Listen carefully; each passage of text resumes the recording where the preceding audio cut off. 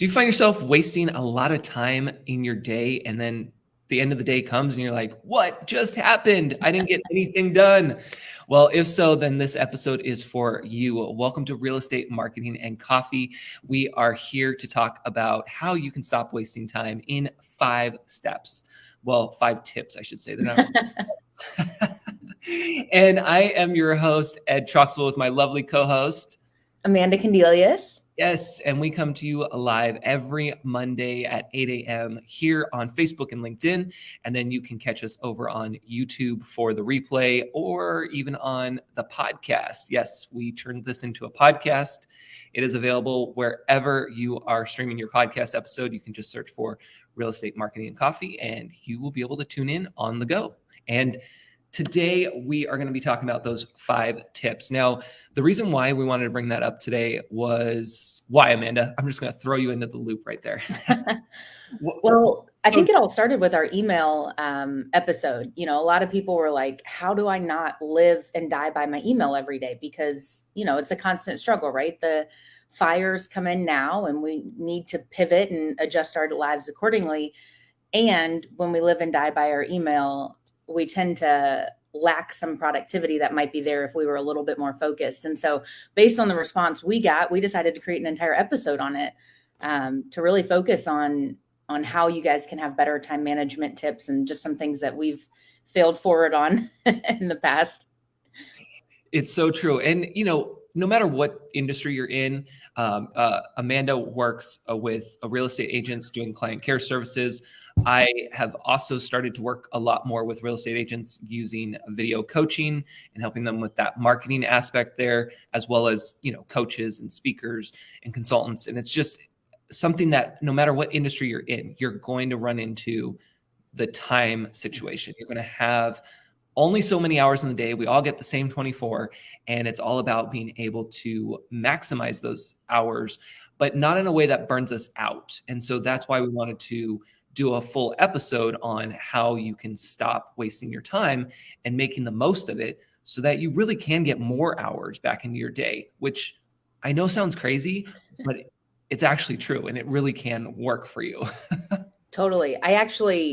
Full disclosure, I was not a believer in time blocking. I didn't understand it. I was like, most of my job is in my email. So why wouldn't I live and breathe in my email? And I remember when I had a coach say, just try it. Just try this whole time blocking, time management thing, figure out where your gaps are, what you're doing. And oh my gosh, did I not fall right into the category of instantly finding so much more time in my day? Yes. Literally so much more time in my day just because of making a shift and really just the awareness around my time management was the biggest change. So true. And for those of you tuning in, if you can comment below, even on the replay, let us know what's one of your biggest takeaways from this episode, of course, but what's also one of the challenges you face in your business. It can be related to time management. It could be related to something else, because at the end of the day, everything falls back to time management. No matter really what the task is at hand, it's probably going to come back to your time management. I mean, I know that when I work with my clients around trying to get video content out, the first thing that always comes up is, I don't have time. Yep. I'm so busy. I can't record a video. I don't want to post on social because I don't have enough time for this. You do.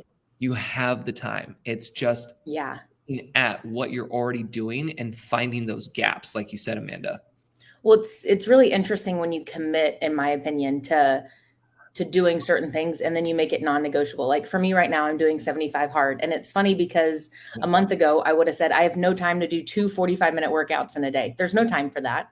There's no time to read 10 pages. There's no time to drink a gallon of water, right?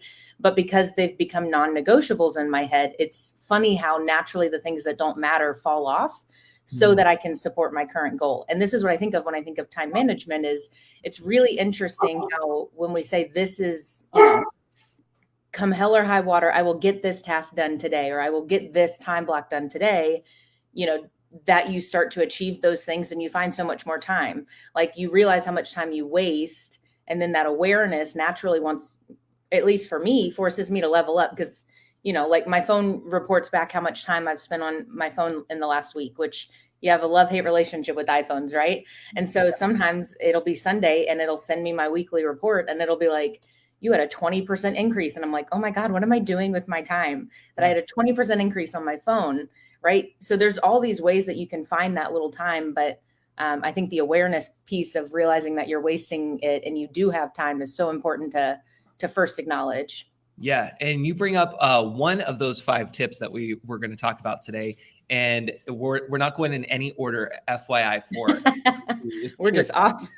Yeah, but you brought up determining your priorities. Yeah. So you said your non-negotiables. So you knew that you determined this was a priority. You were going to make it happen, and now we got to figure out how we make that happen. Yeah. And so totally. That's a big one that I want all of you to take away right now is determine your priorities for the day, the week, and the month, because let's face it, they're going to have different ones throughout that time span. So really break those down. And if it helps, write it on paper, have 3 columns, day, week, and month, and then start writing down all the things that come to mind, but then go back and bold the ones that you want to make your top priorities for each section. Yeah. And this is really super, super important too, because my mom always said we make time for what's important to us. And I love that principle because it's so true, right? Like I started when I really became more aware of how I was wasting my time and time management, I started to pay attention to the things that I was naturally doing first, because it told me what I naturally gravitated towards. And so that helped me determine what I thought were my priorities, right? So initially I started to, okay, maybe I gear myself towards my email first and foremost. That's like my number one thing in the morning. I can't do anything until I've looked at my email. And so naturally I know that. So now I can structure my priorities and the time frames accordingly, right? Now I can say, okay, I know Amanda's going to want to check her email first in the morning. I just know it.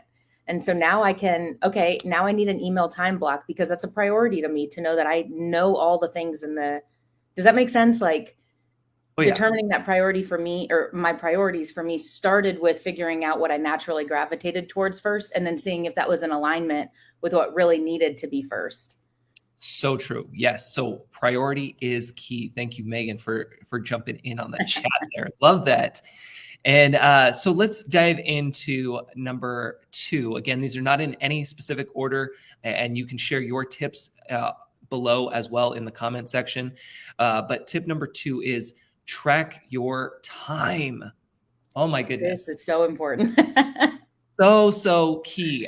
And we're going to tell you, a tool that you can use. There's many out there. But Amanda, you brought it up in your example already that it actually, you weren't even having to track it. Your phone was tracking it for you, where your time is being spent, which makes you aware. There's that word, aware of where your time is being spent, which for many of us these days, it might be TikTok, but at least we're aware of it. Or some form of social media. At least we'll be aware of it so that we can actually take that into account and ask ourselves what we said in number 1, which was, is this a top priority? Because let's face it, being on social media doesn't mean it's not a bad thing, I should say. Totally. I was going to mess up my sentence in there. It's not a bad thing to be on social media. Like we have to get away from, I spend so much time on social media.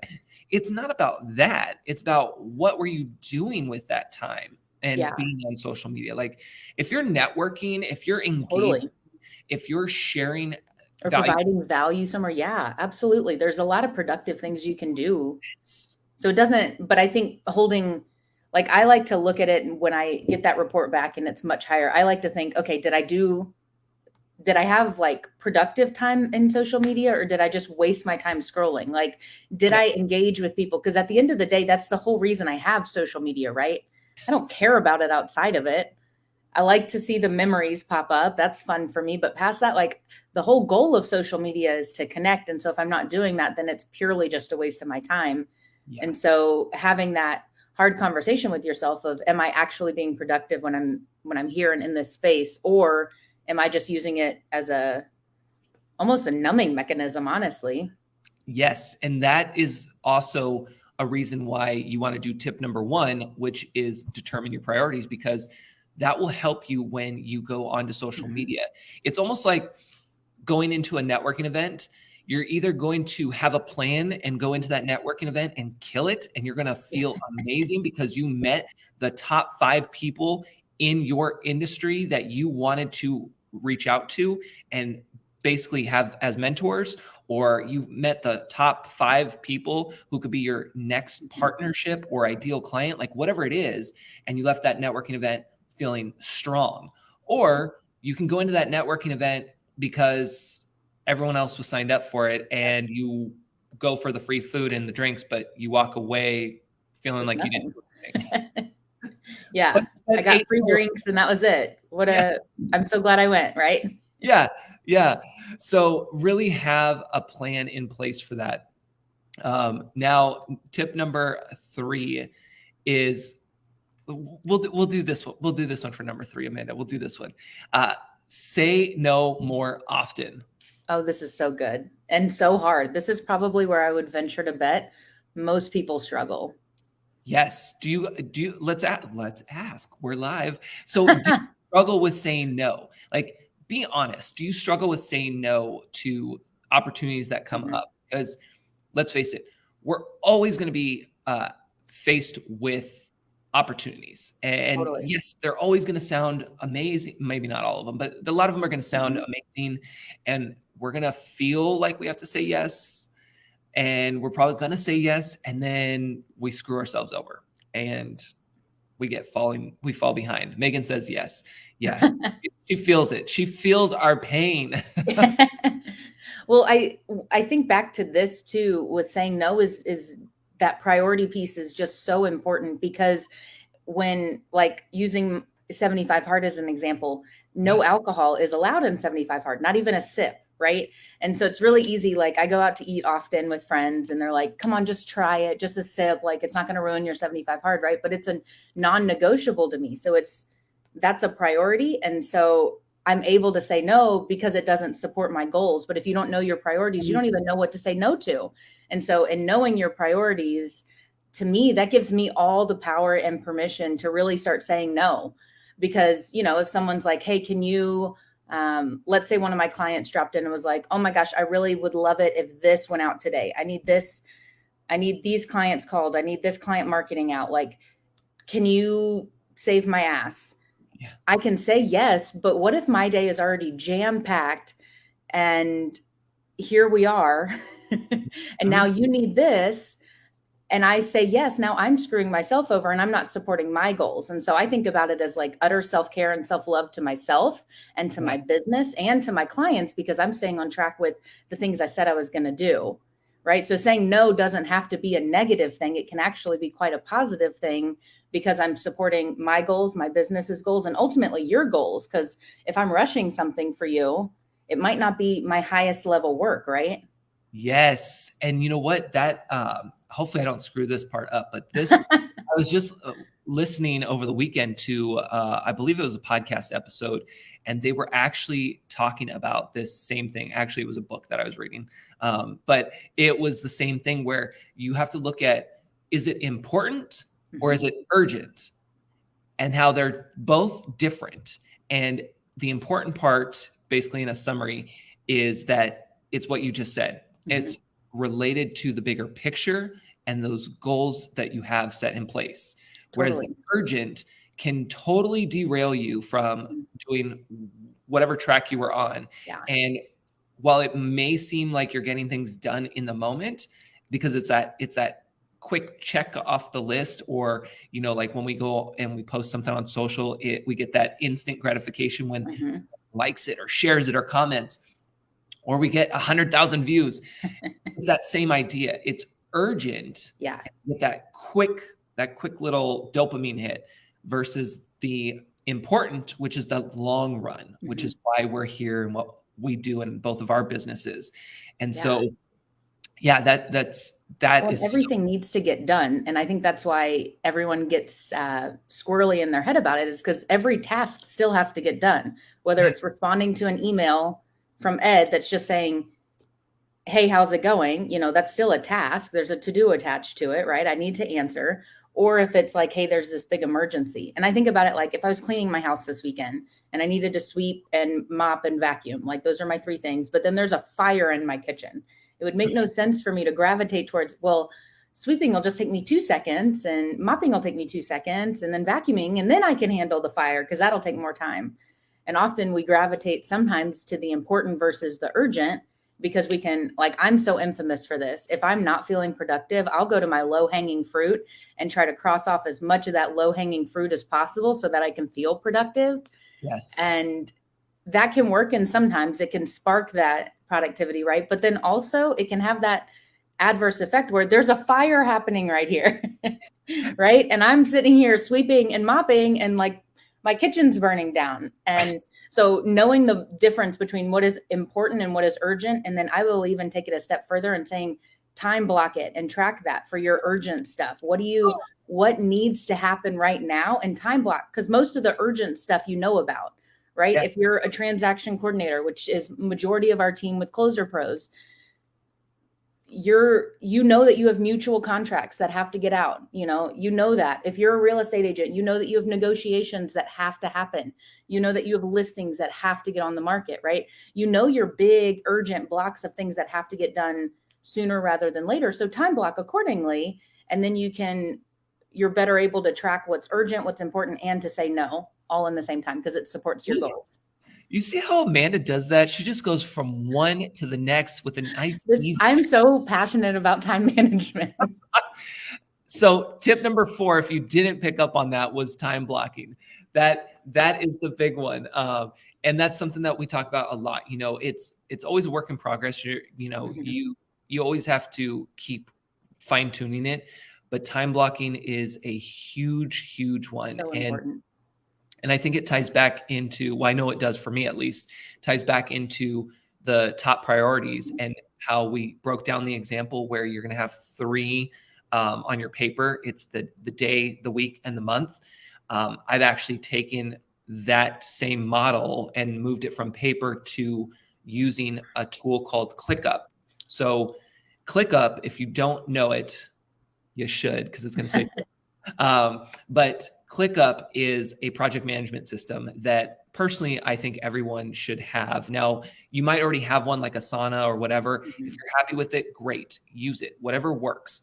I will say for me, this is the only one that has worked. And I am not affiliated with ClickUp, by the way, so I don't get any bonus points or anything for sure, other than saving you time. But when it comes to ClickUp, what I've actually done is I've created a system for myself that is a daily, weekly, and monthly. I also have a yearly one, but on quarterly too. Overachiever. Yeah. But let's just stick with the basics here. The daily and weekly and monthly option. And so it actually reminds me each time what I have listed on my priorities. And I have to manually go through and check things off that list before my day ends. Mm-hmm. There's that pressure that is on for me to make sure that I make the most of my time during the day, for example. And that's going to lead us to tip number 5 in a second. But before we get there, is having that accountability for myself using a project management system. Now, the cool thing about ClickUp is that it also has time tracking. So as we talked about in the beginning, if you're trying to track your time and you need a tool, there's so many out there. You can Google it and find, time tracking tools. But when you have a system like ClickUp already in place, it has that built in, and you can actually just turn it on and off when you need it. And I think tracking your time is really important. And I think I've already said this, but just to I'm really bad at those phrases. Whatever the one is about the horse and kicking it dead or whatever, that's the phrase I want to use here. Wait, you mean leading a horse to water but can't force him to drink it? Like beating, it's something. A dead horse? That one. Something about beating a horse. That's the phrase we're going for. But to me, like knowing how you truly spend your time is like first and foremost. And so how I started really figuring my time out is I put in my time blocks, and then I would turn it red if I didn't hold it and green if I did, so that at the end of the week I could literally look and see, because I don't like red. There's something about it, goes back to my like school days. I was tried to be a straight A of a student as possible. And so getting that red markup was not fun for me. And so Yeah. I think there's something psychologically for me about it being red Yeah. that feels like, error, right? But I could tangibly see where I wasn't holding to my time blocks. And then what I did is I would even track what I was actually doing in that time. And it took a while It to does. tangibly track my time at that level. But it was great because I would say, okay, 8 to 9, I need to be doing my show with Ed. Well, what if I was working out instead? Then I need to go and turn it red and write workout. Even if I had time blocked to do a workout and flipped my thing with Ed, it's not when I said I was going to do it. And that's what's most important, is doing what you say you're going to do when you say you're going to do it in your time blocks. Because if you don't, you're going to start breaking those promises with yourself, and you're not prioritizing you and your goals again. You're prioritizing everyone else's goals. And so for me, that's how I have to view it, is your stuff can come in as an emergency. And there's some clients and some tasks that are true emergencies that have to just take priority. Yeah. And so that happens from time to time, but also allowing in your time block space for that. Yes. That's probably the biggest tip I have when it comes to time blocking, is allow space for the in-between, because I am infamous for 8 to 9, I'm going to do this. 9 to 10, I'm going to do this. 10 to 11, I'm going to do this. And then at the end of the day, I look back and I'm like, okay, I was 5 minutes off, and somehow that messed up my entire day. Oh, like 100%. Even 5 minutes can, because then it pushes into everything. And before you know it, you're 2 hours behind because you blocked out 8 hours solid. So allow life to happen, because we're in the human business, right? Like every industry is in the people business. And so you're going to get phone calls and texts from clients and agents and everybody, right? And they're going to need you right now. Well, and you bring up such a good point. I mean, let's just take it to a real relatable thing that we've all experienced, is driving on the freeway, traffic during commute time. I know that in my area, if you leave sometimes 1 or 2 minutes late, you are screwed. Like your commute, it literally, that 1 or 2 minutes changes everything. And so the same thing happens with your calendar and when you're blocking things out. And so if you're listening to this and you're like, oh, this sounds like a lot of work. Like, I have to track my time. I have to write down all these things. Now Amanda's telling me, like, she's sitting there, color coding it. all the things and color coding it. By the way, green light, red light, that's what I was thinking about when you were talking. Yeah. But listen, at first, yes, it can be a lot of work, because you're trying to put in a system that you're, one, creating while you're also doing all the other things. And then 2, you have to figure out how it's going to work best for you. And so, yeah, it's going to be a little bit of work, but once you get it in place, it's going to save you so much time and so much hassle later.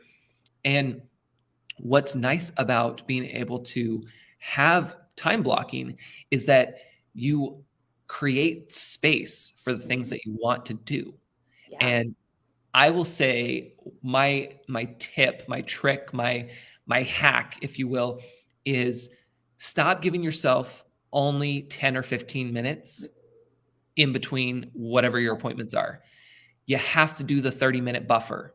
If you learn nothing else from me when it comes to stuff, give yourself a 30-minute buffer, because like Amanda said, you're going to go over, whether it's a few minutes or 15 minutes, you're going to go over. And if you give yourself that 30-minute buffer, I promise you, you are going to love your life so much better, because it will save you so much anxiety, stress, apologies, time, like all of that stuff, because it gives you an extra 15 minutes past. Well, if you don't need it, you don't need it, and you just found more time. But even the psychological effect that being a few minutes behind throws off into my day makes me feel less productive, because then I even if it's just a few minutes, let's say we had to be on here 8 to 8:30, and then 8:30 I had a meeting.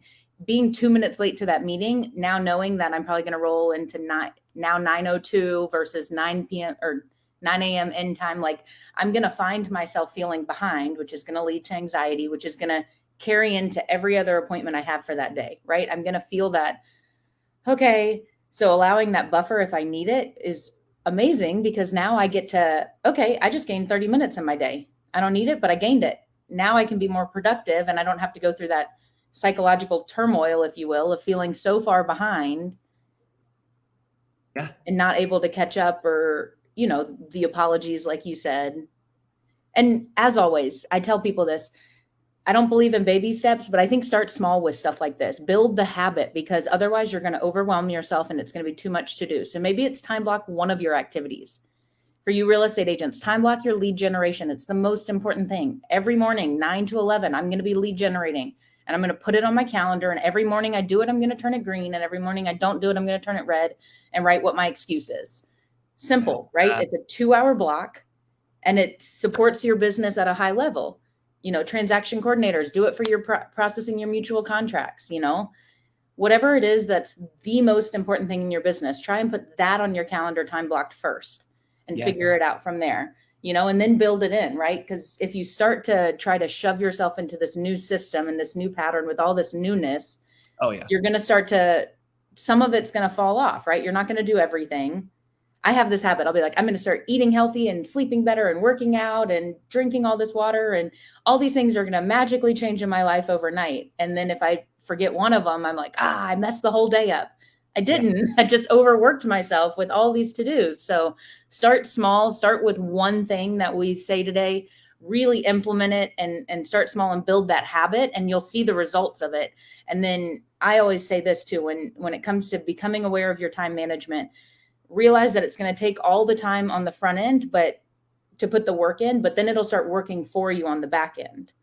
Yes. And it's going to be really easy. I worked with an agent who used to time block his appointments, and if he didn't have them, he just got an hour in his day to do whatever he wanted, right? So he did 1, 3, and 5 every day. He had an appointment block at 1, 3, and 5. And so if Monday rolled around and he had no appointments at 1, 3, and 5, guess who got time back, right? Yes. He just got time back. So I'm making note of this, by the way, everyone, for an upcoming episode about time for prospecting, because even if you are a coach or a consultant, I know that you're struggling with this and you're not doing what you're supposed to. In fact, I was just having this conversation with a friend the other day, where I had suggested, you got to start doing some time management for your calls, because you're burning out, and we can't have you burning out.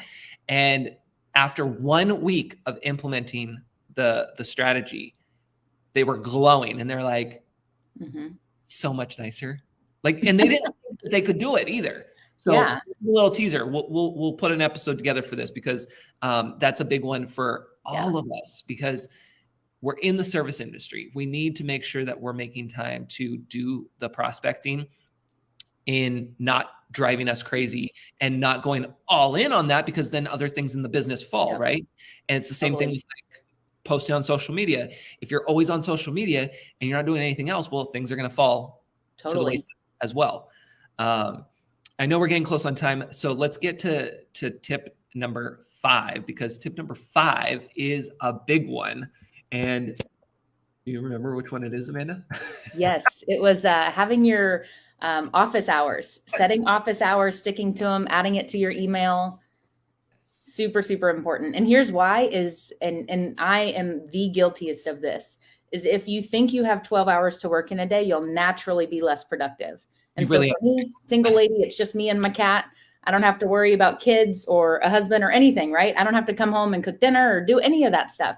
So in my head, I'm like, oh, I can wake up at 7, start working and work through 10 p.m., right? No ifs, ands, or buts about it. Well, 1, it leads to burnout, but also number 2 is studies show that if you try to fit into 8 hours, you will naturally be more productive, or even 4. If you say, I'm going to do everything I have to do, it's the whole theory of going on vacation, right? Yeah. Like when you go on vacation, that crunch time of I have to do all of this before I leave the office because I'm going on vacation for a week. It's that same mentality. But when you trick your brain into that, you start doing all the things. When you give it more time, it takes the time. So whatever time you give your brain, it's naturally going to use up. Yeah. So office hours are super, super important. It's one that we talk about a lot and we share on previous episodes as well. Set those office hours. They're boundaries for yourself. Yep. They're boundaries for your clients. Yes, again, things will come up and you'll break them here and there, But once you really get into the groove, those are your fallback things. And those are the things that you're like, these are my non-negotiables. Like if we're going to work together, you got to understand, here's my boundaries. Here's what's happening. If something comes up, we will take care of it at that time, but understand like this is when I'm available, because I'm not available 24/7, because you're going to burn out if you do that. And then right before we started this episode, and right before we're about to end this episode, I was telling Amanda about how in the book that I was reading, they talked about setting office hours for your email. And so for me, I just set office hours for myself in general, but I thought it was fascinating that they specifically pointed out email. And the idea was that you're setting hours when you check your email, which goes back to those priorities we talked about, time management, time blocking.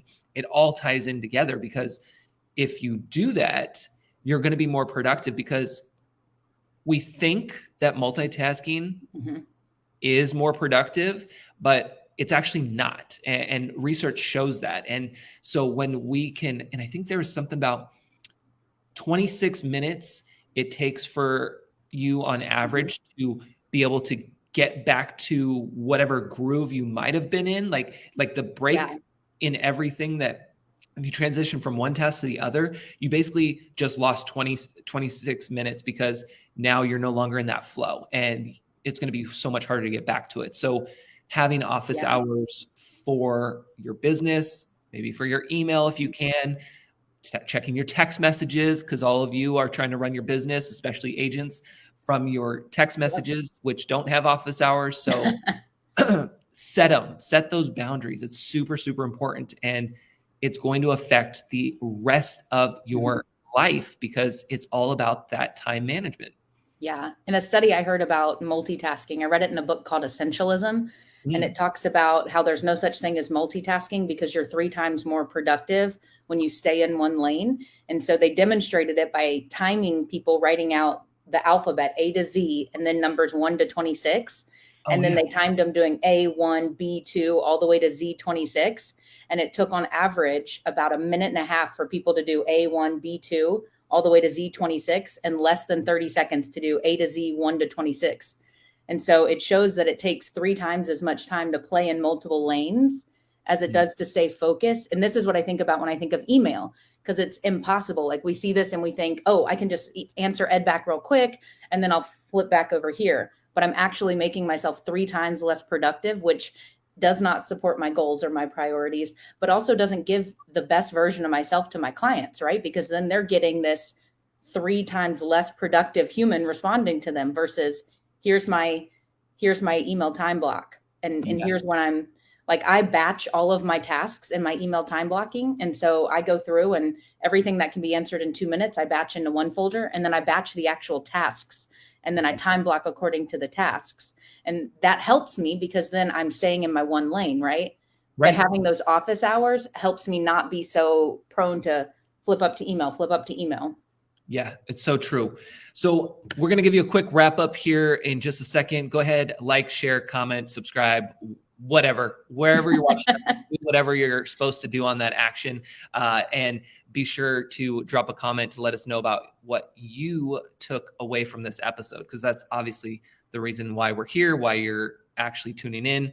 I know that, we both have really great looks and great hair and everything, but, you're probably coming for a little bit more than that. So everyone's coming for my hair. I know it. Yes. That's the reason they show up. So drop that down below, and let's do a quick recap. So the top 5 tips that we shared today, plus we shared more. We're not going to give the bonus tips. Watch or listen. But for the quick 5 tips, I keep wanting to say steps. The 5 tips that we shared today. One was tracking your time. By the way, these are not in any specific order, so make it whatever works for you. Determine your priorities.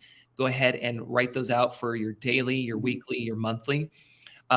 Batch your time, meaning batch whatever work you're doing. Like Amanda just said, batching your emails, batching your prospecting, like whatever it is, batch it. And so that way you're focused on that task at hand. Mentally, that's actually going to really help you as well. Say no more often. Mm-hmm. Again, that's going to go back to your priorities and making sure that you are looking at what's important. And that's going to help you say no more often to things that come up, because if they're not in alignment, they're not worth your time, and it's not going to be beneficial to the other person anyway. So say no more often. And then 5 is office hours. Set those office hours. We hope that you got a lot out of this episode, that these episodes are helping you. Again, you can watch us anywhere you're at or listen to us on podcasts. These are always going to be on the YouTube channel as well. If you need anything, please reach out to Amanda or myself. We'll point you in the right direction, whether that's working with us or working with people that we know, like, and trust, because we both have amazing networks of people that are going to here to support you. So that's all I got, Amanda. You got anything else? No, I'm good. All right. So all of you, take care. Enjoy. We appreciate you being here, and we'll see you next Monday at 8 a.m. Pacific here on the live channels.